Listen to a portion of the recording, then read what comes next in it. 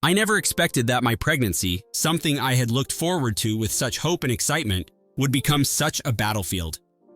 My name is Lauren, and I've been married to my husband, Amir, for 2 years. He's originally from Morocco, was raised Muslim, and though I was raised Christian, I've drifted away from all formal religion. Still, we share a deep appreciation for each other's backgrounds. When we found out I was pregnant, we were ecstatic. I told my parents, my siblings, and eventually my extended family.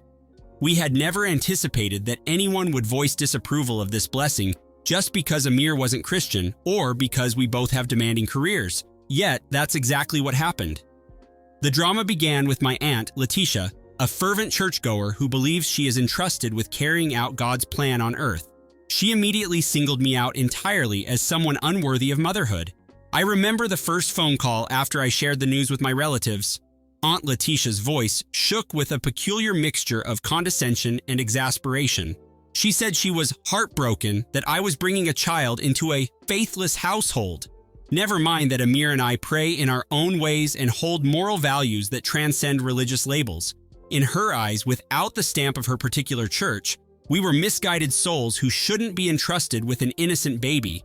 Before I could respond, she steered the conversation toward an even more baffling and horrifying suggestion that I should consider giving my unborn child to my cousin Charlotte, who had been struggling with fertility. At first, I couldn't even process it. I laughed nervously, thinking it had to be some kind of dark joke. But the more she spoke, the more I realized she was completely deadly serious. I told her no, of course, and ended the call without further discussion. But she wouldn't let it rest. Over the next few days, I received text messages and emails referencing Bible verses about sacrificing for your brethren, about the virtue of giving a child to a devout family if you couldn't raise them in the proper faith. She even told me I would be saving Charlotte's marriage because my cousin's husband had started to talk about leaving if they couldn't conceive naturally. It was twisted logic that made me feel queasy. What she was suggesting wasn't an adoption to a family I might have chosen under normal circumstances. It was an unthinkable forced arrangement. She didn't see me as a mother-to-be. She saw me as some kind of surrogate who didn't deserve the right to keep my child. Deep anger and disbelief overwhelmed me every time I reread her words. Amir, for his part, tried to remain calm. He reminded me that we had always known some members of my family might struggle with our interfaith marriage. Yet, we hadn't expected it to escalate like this. He urged me to focus on my health and ignore any manipulative messages. But ignoring them became impossible once Aunt Letitia began involving her church friends. They started calling my phone at odd hours, leaving voicemails that ranged from polite concern to outright harassment. One woman said she was praying for me to see the light and make the moral choice. Another left a cryptic message about how God punishes the arrogant who withhold blessings from the faithful. I could hardly believe the lengths they were going to, all because they considered my husband's lack of Christian affiliation a moral failing. Their righteous indignation felt suffocating, like a net tightening around my home life. I decided to confide in my mother, hoping for some guidance, or at least a comforting voice. Although she was never as zealous as her sister, she still went to the same church and sometimes echoed similar views. But when I explained how far Letitia was pushing this, my mother sounded both shocked and weary. She asked me if there was any chance I'd consider letting Charlotte adopt my baby, as though it were a perfectly reasonable question. That broke something in me. It became clear that many of them viewed my baby not as an autonomous life, but as a commodity that could be traded to someone more deserving. I realized then that nobody in that circle cared about my emotional state or Amir's feelings. They only cared about preserving the illusion of a devout Christian lineage. My mother's half-hearted protest left me feeling more deeply alone than ever. As the weeks went on, my aunt's tactics grew more brazen. She cornered me at a family gathering, one my mother had insisted I attend to keep the peace. Letitia introduced me to her pastor as though I were some troubled soul in need of guidance. I felt trapped, especially when the pastor launched into a sermon about the sanctity of raising a child in a loving Christian home.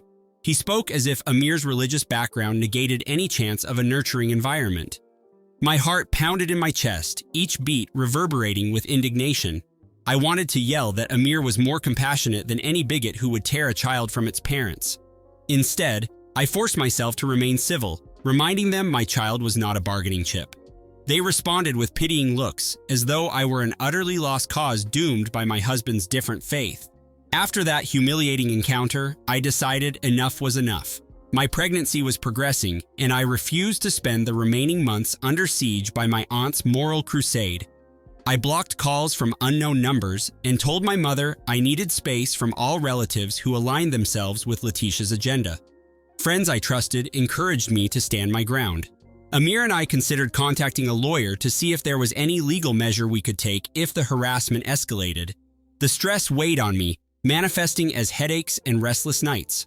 Sometimes I lay awake, heart pounding, imagining scenarios in which Letitia or her church acolytes attempted something more drastic, like confronting me at work or even showing up at our apartment. The fear of that happening slowly bled into my daily routine. I caught myself anxiously glancing over my shoulder whenever I left the house. I felt hunted. Then came the day Charlotte herself contacted me. Her tone was soft, almost apologetic, but there was a detectable undertone of entitlement. She claimed she understood how difficult it must be for me to bear a child in a faith-conflicted marriage. She suggested that if I loved my baby, I'd want it raised in a stable Christian household, free from confusing spiritual influences.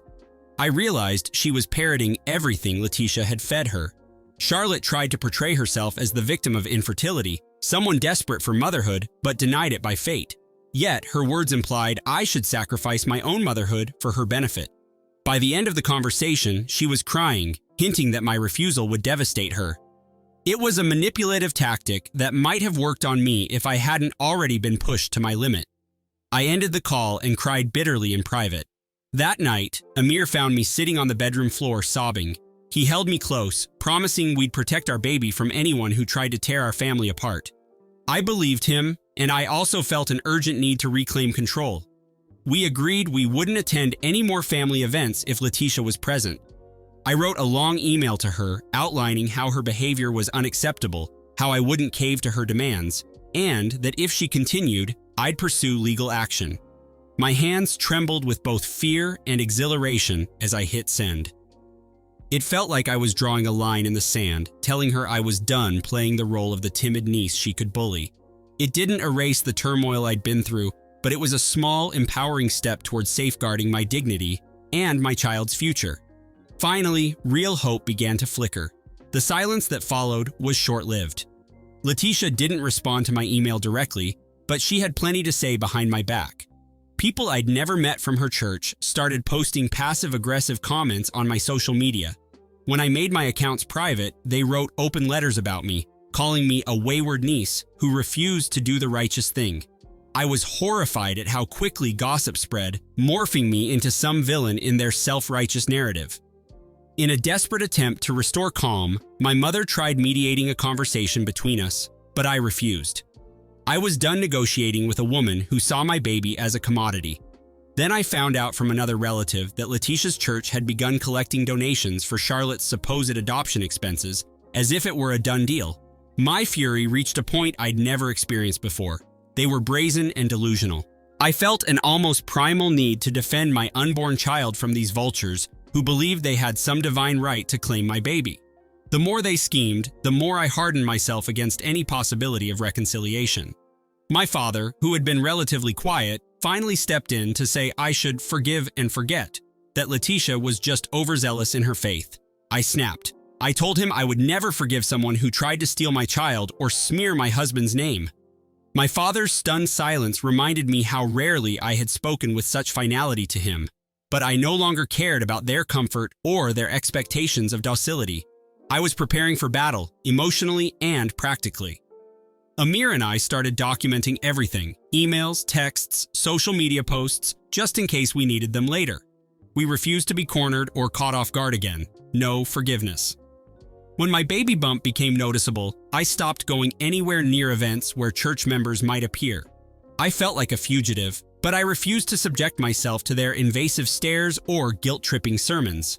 The hateful phone calls lessened once they realized they no longer had direct access to me, but I suspected they were plotting something else. I began to sleep with my phone on silent, worried they'd try to contact me in the middle of the night. Sometimes Amir would wake up to find me pacing the living room, unable to calm my racing thoughts. We tried to focus on the joy of building our nursery, shopping for tiny clothes, and discussing baby names. Yet a dark cloud lingered, threatening to overshadow every moment of excitement. I knew deep down that Letitia and her minions wouldn't just disappear quietly into the background. Their obsession would inevitably resurface. And resurface it did, in the form of a surprise visit from Letitia herself. One afternoon, I heard a knock on our apartment door, and there she stood, wearing a tight-lipped smile and clutching a Bible. She insisted she just wanted to talk things through and offer me one last chance to do the right thing. My entire body shook with outrage. Amir told her to leave, but she pushed her way into our living room. I had nightmares of such a confrontation, yet seeing it play out in reality was worse than I imagined. She lectured me about the child's eternal soul, about how I was condemning it to confusion by remaining in an interfaith marriage. Her words rang hollow against the backdrop of her glaring audacity. It wasn't concern she felt, it was raw self-righteousness. I demanded she leave before I called the police. She refused with condescension. She finally left, but not without yelling that I'd regret my stubbornness. I sat on the couch afterward, trembling with fury and fear. Amir wanted to call the authorities right then, but I told him we should wait unless she came back. We were documenting every incident, and part of me wanted to see just how far she'd go before we took official action. In my heart, something shifted that day. I was no longer merely trying to guard against their pressure. Now, I was plotting my own counterstrike. I wanted Letitia to feel the weight of her actions, to realize she couldn't bully me without facing real consequences. I spent hours researching legal routes for restraining orders, lawsuits, anything that might pin her down. It was time to protect my family with the same ferocity she had shown trying to tear us apart. No mercy remained, only righteous payback. A few weeks later, I got a call from a reporter at a local newspaper. She said she'd heard about a conflict involving a pregnant woman pressured by a church to surrender her baby. I immediately knew Letitia or her cohorts had fed this story to the press, possibly framing it in a way that made them look like virtuous Christians fighting for a child's spiritual welfare. Instead of hanging up, I decided to share my side of the story. I told the reporter about the harassment, the intrusive demands, the relentless attempts to paint my husband as unfit. I could hear the shock in her voice. She asked if I'd be willing to go on record with the details. A spark of defiance flared in me. I agreed, wanting the world to see what self-righteous tyranny looked like behind closed doors. I refused to be silent any longer, ever. The article came out 2 weeks later, featuring my anonymous testimony about being coerced by a radical group within a local church. The piece wasn't sensational, but it was honest. It exposed the hypocrisy of people claiming moral high ground while trying to snatch a baby from its parents over religious differences. I didn't name Letitia outright, but the details were unmistakable. The fallout was immediate. My mother called in tears, saying the church congregation was in turmoil. Some members were furious at Letitia for dragging their name through the mud. Others doubled down, calling me a liar. I felt a grim satisfaction that the truth had caused such a stir. For the first time, Letitia's behavior was under public scrutiny, and she couldn't hide behind sanctimonious platitudes. I hoped it would force her to back off, but part of me knew she wouldn't retreat so easily. A storm brewed. Sure enough, Letitia tried another angle. She and several church members approached Charlotte and her husband, encouraging them to sue me for breach of verbal contract, claiming I had agreed to give them my baby. It was ludicrous, but it rattled me. I consulted with a lawyer who assured me they had no grounds, as I had never made any such promise. Still, the prospect of a legal battle added a fresh layer of anxiety. I could sense Letitia's desperation to twist the narrative, to paint me as the villain reneging on a deal. The lawyer advised me to gather all communications proving I had always refused, which I did. My phone, my email, even old messages on social media. Everything became evidence of my unwavering stance. I wouldn't be cornered. The more they pushed, the more resolute I became in guarding my baby's future. No compromise would ever be made. My due date approached and my resolve only solidified. Amir was my rock, balancing my stress with gentle reassurances that we were doing the right thing.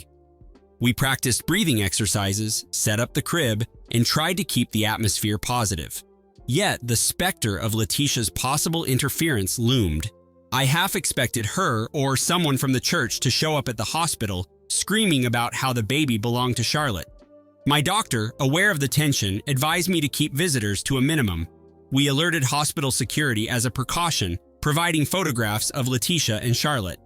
It felt insane, like we were preparing for a siege instead of a joyous birth.